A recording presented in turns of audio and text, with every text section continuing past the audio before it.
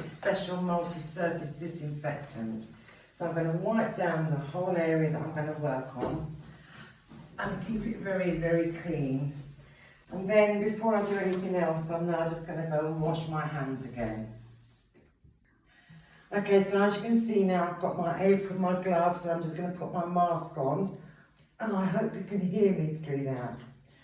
Our kits arrive not prepared.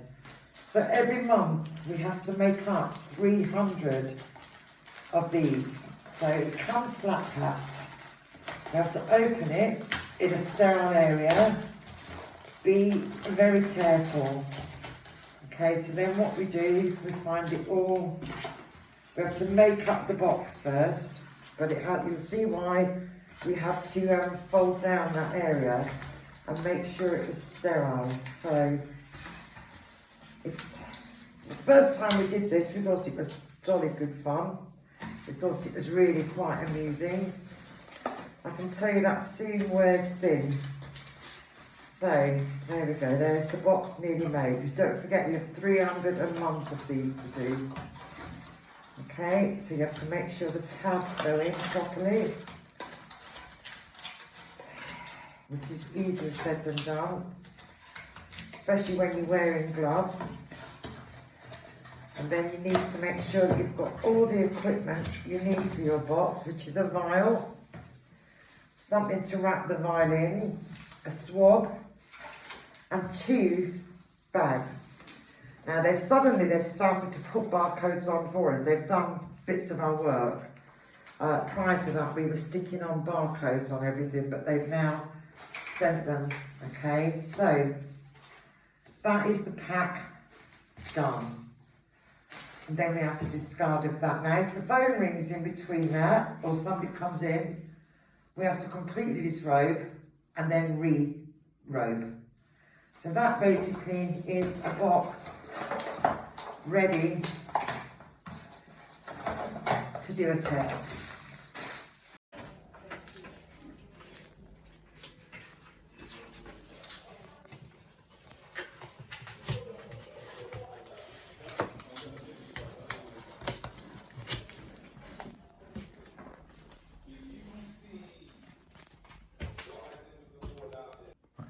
Okay, so now it's testing day, so we take the swab from its sterile holder, and then we do unspeakable things like putting it in people's noses, mouths, whatever.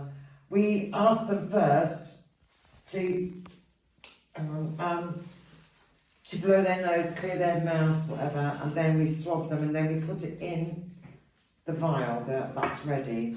Then we wrap around it this protection so it doesn't get damaged in transit.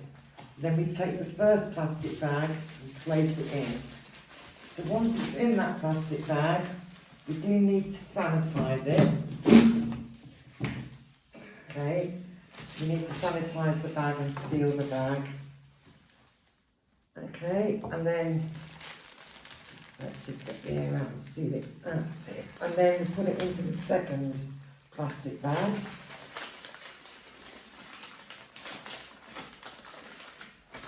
And then we seal that one and sanitize that one. And then we put it into the box, which we seal with the little strip that's in the box.